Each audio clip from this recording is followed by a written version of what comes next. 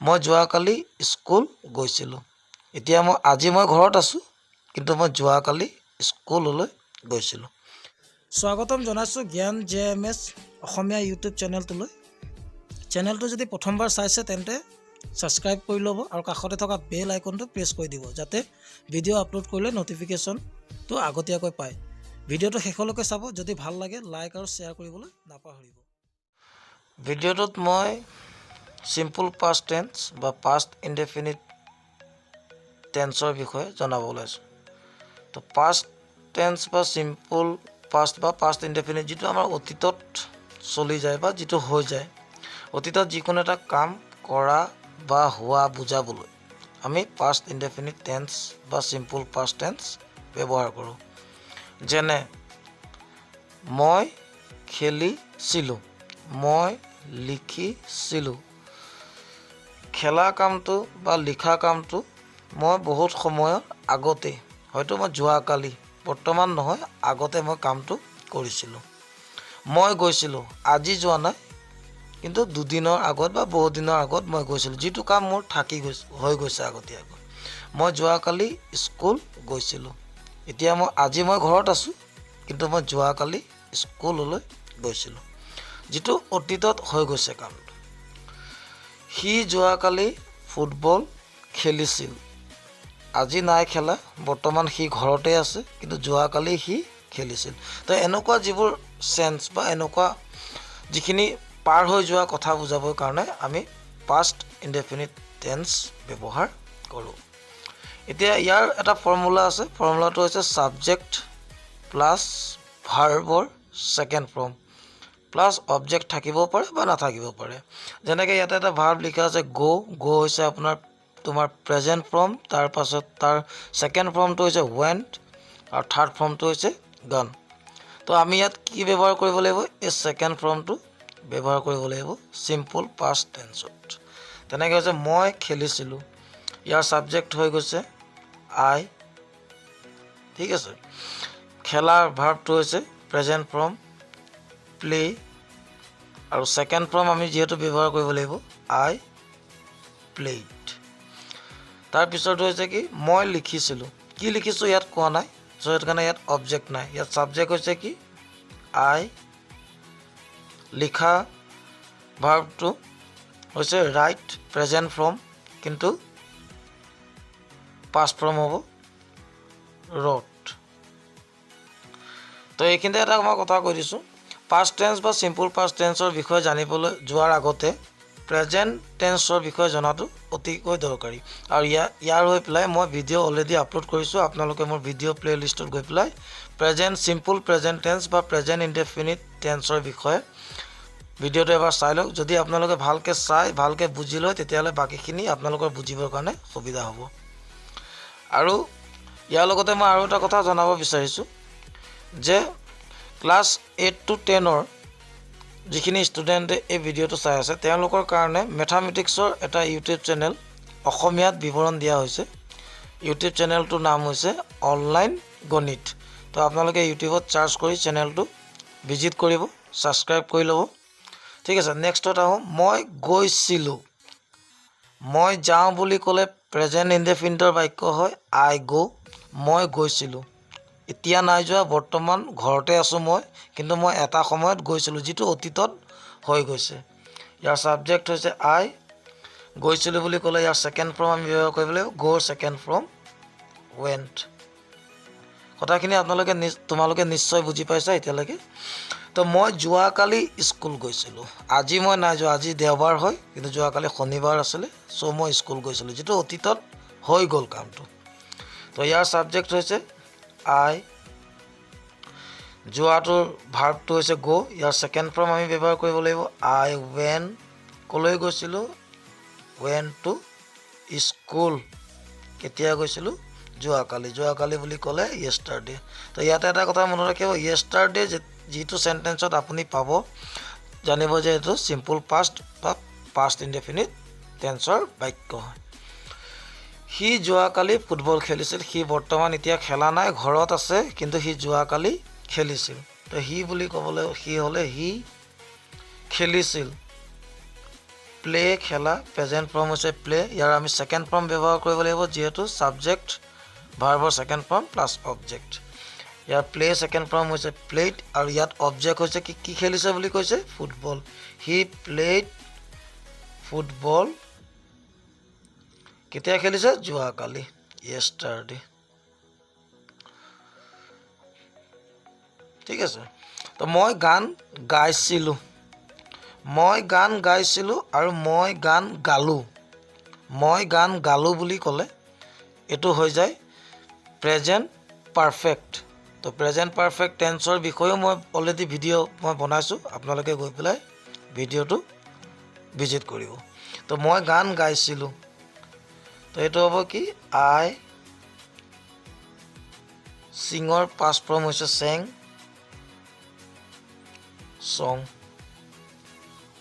simple past tense বাক্য next আই গল মই যোৱা বছৰ দিল্লীলৈ গৈছিলো এই বছৰ মই নাই যোৱা এতিয়া 2020 চলি আছে মই 2019 বৰ্ষত গৈছিলো মানে তো অতীতৰ বাক্য তো আই went to কলে গৈছিলো দিল্লী কেতিয়া গৈছিলো লাষ্ট যোৱা বছৰ লাষ্ট ইয়াৰ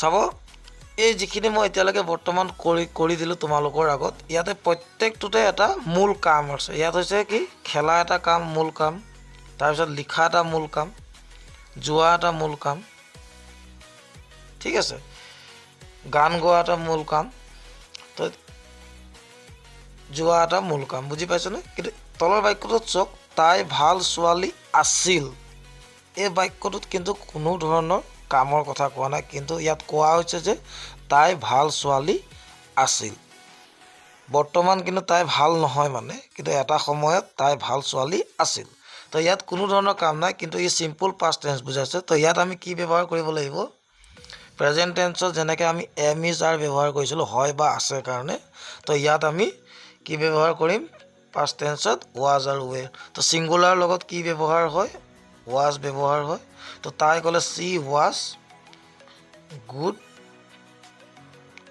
girl তাই ভাল ছোৱালী আছিল বা she was a good girl তাই এজনী ভাল ছোৱালী আছিল তাৰ পিছতে চক মানুহজন শকত আছিল এটা সময়ত মানুহজনৰ স্বাস্থ্য বহুত ভাল আছিল কিন্তু এতিয়া তেওঁ শুকাই খিনাই অৱস্থা বেয়া হৈ গৈছে তো মানুহজনে কৈছে যে মানুহজন অতীতত বহুত শকত আছিল কিন্তু বৰ্তমান তেওঁ অৱস্থাটো ইমান ভাল নহয় তো দা মেন সিঙ্গুলাৰ হয় তাৰ লগত কি ব্যৱহাৰ হ'ব was the man was fat তো মানুহজন শকত আছিল এটো হৈছে সিম্পল পাষ্ট টেন্সৰ বাক্য এটা কথা হৈছে কি ইয়াক আমি নিগেটিভ কি ধৰণে কৰিম আৰু ইন্টাৰোগেটিভ কি ধৰণে কৰিম তো নিগেটিভ মানে হৈছে কি এই যিখিনি বাক্য মই অলপ দেৰি আগত আপোনালোকক বুজাই আছিলোঁ কিন্তু গোটেইখিনি পজিটিভ মেনাৰ মানে কামখিনি হোৱা বুজাই আছিলে আৰু নিগেটিভ মানে হৈছে কি নোহোৱা এটা চক মই খেলিছিলোঁ বাক্যটো হৈ গৈছে পজিটিভ খেলা কামটো কৰাৰ কথা কৈছিলোঁ মই খেলা নাছিলোঁ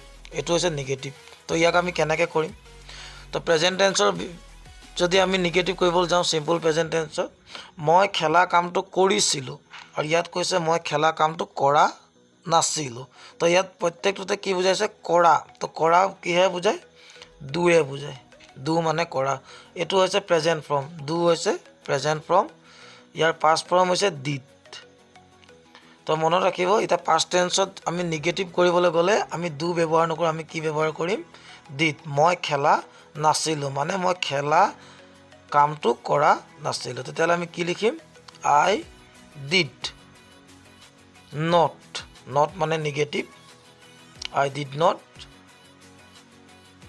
চাব মনত ৰাখিব অলৰেডি ডিড টু পাষ্ট টেন্সত ব্যৱহাৰ হোৱাৰ কাৰণে মেইন ভাৰ্ব যেটো প্লে আছিলে ই প্ৰেজেন্ট ফৰ্মত ব্যৱহাৰ হয় ইয়াক আমি পাষ্ট ফৰ্মত লিখিলে এটো ভুল হৈ যাব তো আমি কিহত লিখিম প্ৰেজেন্ট ফৰ্মত অলৰেডি ইয়াত আমাৰ ডিড ব্যৱহাৰ হৈ গৈছে যেনেকৈ মই যোৱা কালি স্কুল যোৱা নাছিলোঁ এটো আমি কৰিলে কি হ'ব আই ডিড not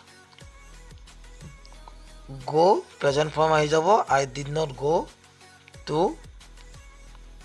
school yesterday কথাখিনি নিশ্চয় বুজি পাইছা তোমালোকে মানে ডিডটো অলৰেডি পাষ্ট টেন্সত ব্যৱহাৰ হৈ গৈছে চ' আমি মেইন ভাৰ্ব যিটো কাম আছে যোৱা কামটো তো সেইটো আমি প্ৰেজেণ্ট ফৰ্মত লিখিব লাগিব এইটো যদি আমি ইয়াত ৱেড লিখি দিওঁ গ'ৰ পাষ্ট ফৰ্ম তেতিয়া ভুল হৈ যাব মই লিখা নাছিলোঁ তো আই ডিড নট ৰাইট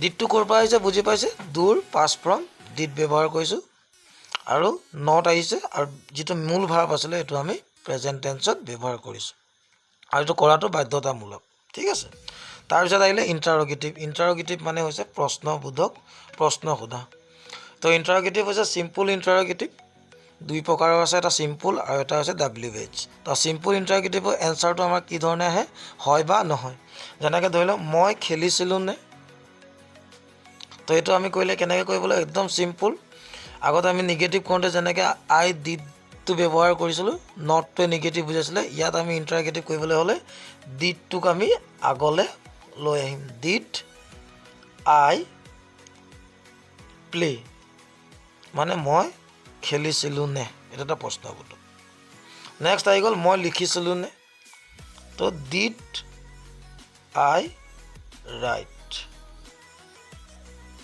মই লিখিছিলোঁ নে তাৰপিছত আছে কি সি গাইছিল নে তেতিয়া কি হ'ব ডিড হি চিং তো এইটো হৈ গৈছে আপোনাৰ চিম্পুল ইণ্টাৰগেটিভ এই ধৰণে কৰে এতিয়া WHৰ বুলি ক'বলৈ গ'লে মই খেলিছিলোঁ নে মই কি খেলিছিলোঁ তো এইটো কৰিলে আমি ক'ব লাগিব হোৱাট ডিড আই প্লে WHৰ পৰা কি আহিছে হোৱাট আহিছে হোৱাট মানে কি হোৱাট ডিড আই প্লে মানে কি বুজাইছে মই কি খেলিছিলোঁ তো এইটো উত্তৰটো হয় বা নহয় নহ'ব আমি নিশ্চয় কিবা এটা ক'ব লাগিব হয়তো ফুটবল নহ'লে ক্ৰিকেট কিবা এটা আমি ক'ব লাগিব হয় বা নহয় ইয়াত উত্তৰটো নাহে তেনেকৈ মই লিখিছিলোঁ নে মই কি লিখিছিলোঁ এইটো কৰিলে কি হ'ব হোৱাট ডিড আই ৰাইট বা মই কেতিয়া লিখিছিলোঁ তেতিয়া কৰিবলৈ গ'লে কি হ'ব হুৱেন ডিড আই ৰাইট তোমাক যেনিবা কোনোবাই কৈছে যে তুমি বৰ্ডত কিয় লিখিছিলা তেতিয়া তুমি কৈছা যে মই কেতিয়া লিখিছিলোঁ এই বস্তুটো হুৱেন ডিড আই ৰাইট সি গাইছিল নে তাকে সি কি গাইছিল সেইটো কৰিবলৈ গ'লে কি হ'ব হোৱাট ডিড হি চিং সি কেতিয়া গাইছিল হুৱেন ডিড হি চিং সি কিয় গাইছিল হোৱাই ডিড হি চিং তো এই ধৰণে আমি WH ফেমিলিৰ পৰা লগাই পেলাই আমি ইণ্টাৰগেটিভ কৰিব পাৰিম তো ভিডিঅ'টোত আজি ইমানেই তো ভিডিঅ'টো শেষ কৰাৰ আগত মই আপোনালোকক আকৌ এবাৰ ক'ব বিচাৰিছোঁ যে আমাৰ ইয়াতে আপোনাৰ অংকৰ কাৰণে 8 to 10লৈকে এটা নতুন চেনেল খোলা হৈছে অনলাইন গণিত বুলি তো আপোনালোকে চেনেলটো গৈ পেলাই চাব আৰু চাই পেলাই ছাবস্ক্ৰাইব কৰি ল'ব আৰু ভিডিঅ'টো ইমানে যদি ভাল লাগিছে লাইক কৰিব শ্বেয়াৰ কৰিব আপোনালোকৰ বন্ধু বান্ধৱীসকলৰ লগত ঠিক আছে আগন্তুক ভিডিঅ'ৰ কাৰণে ধন্যবাদ